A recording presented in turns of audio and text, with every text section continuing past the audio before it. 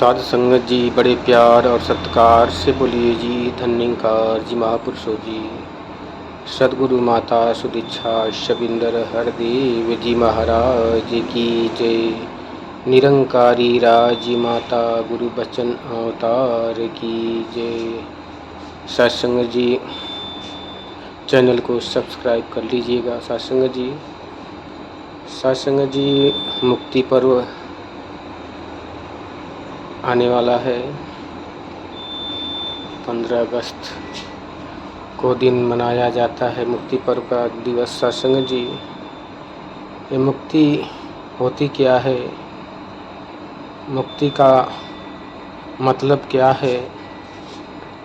सत्संग जी,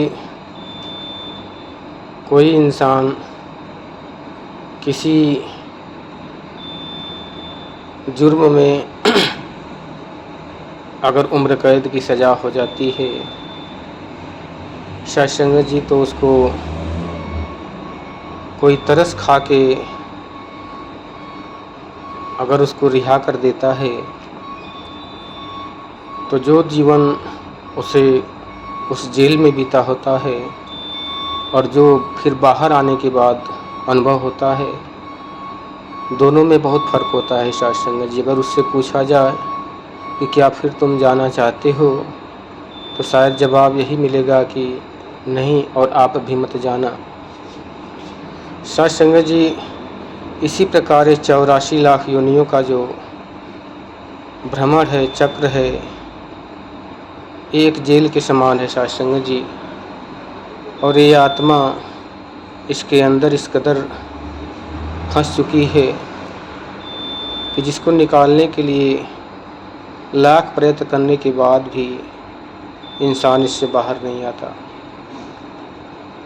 सत्संग जी, एक उदाहरण मिलता है कि एक महाराजा जंगल में शिकार करने, जो आज़ाद है, शिकार करने के लिए जाता है घोड़े से सवार होके, और इतने आवेग में वो जाता है कि अपने राज्य की सीमा को पार कर जाता है और उसे दिन और रात का फ़र्क नहीं पता चलता। वो अपनी सीमा के बाहर घोर जंगल में अंधेरी रातों में रास्ता भूल जाता है।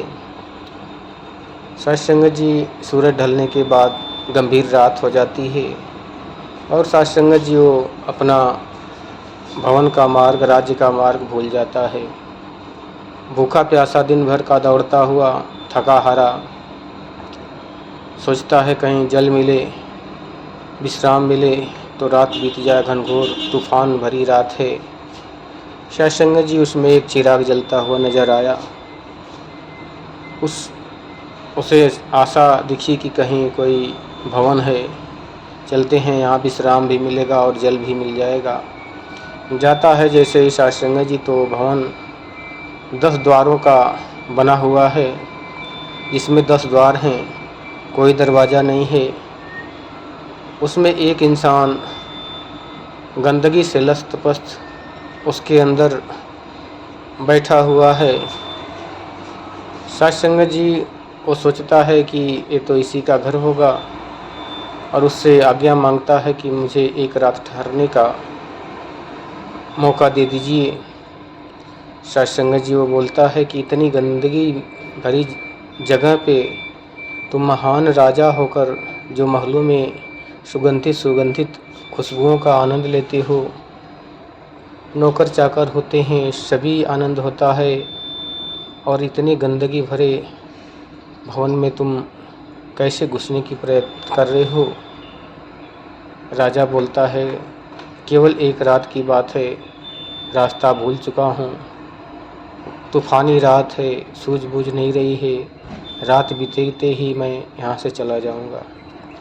वो इंसान अंदर से बोलता है सत्संग जी कि जो भी इसमें आता है फिर जाने का नाम नहीं लेता है। सोच लो, राजा कहता है मैं इसी गंदगी में कभी एक क्षण भी नहीं रह सकता, लेकिन मेरी मजबूरी है कि इसमें रुकना पड़ रहा है।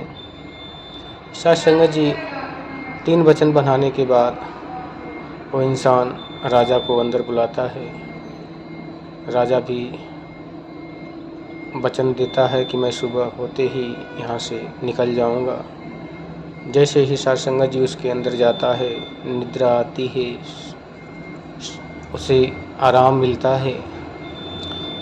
फिर सुबह वो इंसान जगाता है कि राजा उठो उठो, अब भोर हो गई है, अपने भवन को जाओ। राजा की नींद टूटती है।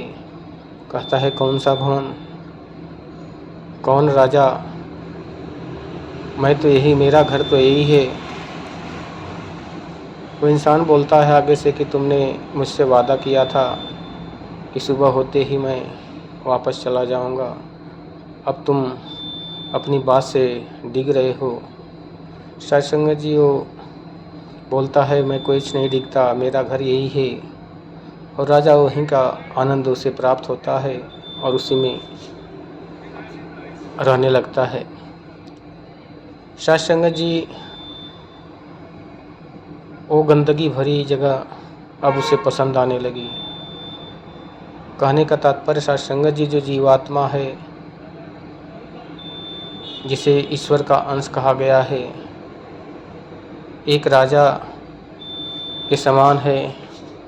और इस पंच तत्व भौतिक शरीर में आके, जिसमें के अंदर केवल गंदगी भरी है, जो आँखों से निकलती है, नाक से निकलती है, मुंह से निकलती है, कान से निकलती है, गुदा भाग से निकलती है, हर जगह से केवल गंदगी ही निकलती है। इसके अंदर आकर ये इंसान अपना वो परमात्मा का घर भूल गया। इसीलिए इस बंधन में, 84 लाख बंधन में बंध कर भी इसे आनंद आ रहा है और ये सोच रहा है कि बस यही जीवन है। सतगुरु रूप में आके परमात्मा ने शरीर धारण करके सतगुरु माता सुदीक्षा जी महाराज के रूप में आज जगा रहा है उस इंसान को कि जाग जाओ, तुम्हारे रहने की जगह ये नहीं है। सत्संगत जी लेकिन जागने के लिए गफलत की निद्रा से बहुत ही मुश्किल है। कुंभकर्ण को जगा सकते थे, लेकिन गफलत की निद्रा से सोए जगाना बहुत ही मुश्किल है। कहते हैं कि उठ जाग मुसाफिर भोर भई, अब रैन कहाँ जो सोवत है, जो सोवत है वो खोवत है, जो जागत है वो पावत है। ये जीवात्मा सत्संगत जी जब 84 लाख के बंधन से इस परम तत्व में मिल जाती है, इसको नाम मुक्ति है। और यही कार्य करने के लिए सतगुरु बाबा बूटा सिंह जी ने अपने गुरु से इस ज्योति को पाकर एक ज्ञान का पौधा लगाया। सत्संगत जी ये पौधा जैसे ही अंकुरित हुआ, आंधी तूफानों का मुकाबला करते हुए धीरे धीरे इसकी शाखा ऊपर हुई और इसमें से 2 डालियाँ फूटी। एक सत्संगत जी डाली, मेन शाखा ब्रांच, उसमें से डालियाँ फूटी बाबा अवतार सिंह जी के रूप में, जिन्होंने इस ज्ञान को पाकर मानव एकता को संदेश देने के लिए, परमात्मा का ज्ञान देने के लिए जगह जगह विदेशों तक अपना विस्तार किया। सत्संगत जी कुछ समय बीता, इस शाखाओं का वृद्धि बढ़ता गया। सतगुरु बाबा अवतार सिंह जी ने बाबा अवतार सिंह जी को चुना, गुरबचन अवतार जी को। सत्संगत जी उन्होंने भी अपने जीवन काल में इसे और भी स्पीड बढ़ाया। सत्संगत जी धीरे धीरे चलते चलते जब उनका 24 अप्रैल 1980 में वो आंधी तूफान इस बूटे के डाल को तोड़ देता है और सोचता है तूफान कि मैं यहीं से इसकी चिराग को बुझा लूँगा। लेकिन सत्संगत जी वो नन्हा सा चिराग जो अमर ज्योति के रूप में बाबा हरदेव सिंह जी की महाराज जी के रूप में प्रकट होकर अपने प्रकाश, ज्ञान प्रकाश को इस कदर फैलाए कि हर तरफ इस ब्रह्म ज्ञान का उजाला हर जन तक पहुँचने लगा। उनका संदेश था कि हमें खून नहीं बहाना है, नालियों में नहीं बहाना है, नाड़ियों में बहाना है। तब से सत्संग जी ये ब्लड डोनेशन, रक्तदान का भी कार्य इसमें जुड़ गया। सत्संग जी धीरे धीरे कारवां आगे बढ़ता रहा। 36 साल बाबा हरदेव सिंह जी महाराज ने अपने सेवा कार्य को संभालते हुए इस निराकार में ब्रह्मलीन हुए। फिर सत्संग जी फिर ऐसा एक चोट लगा, जैसे लगा कि अब इसका कमर का रीढ़ का हड्डी ही मिशन का टूट गया। लोग सोचते थे कि अब तो ये मिशन गया, लेकिन सत्संग जी उसमें माता सविंदर जी ने तुरंत इस कार्यभार को संभालते हुए अपने जन जन को संभाल के इस आनंद से भर दिया, इसका एहसास तक नहीं होने दिया। सत्संग जी माता सविंदर जी ने 2 साल तक अपने पावन चरणों से इस ज्ञान को फैलाते हुए माता सुदीक्षा सविंदर हरदेव जी के महाराज के चरणों में यह ज्ञान समर्पित किया, ये सेवा भार सौंपा।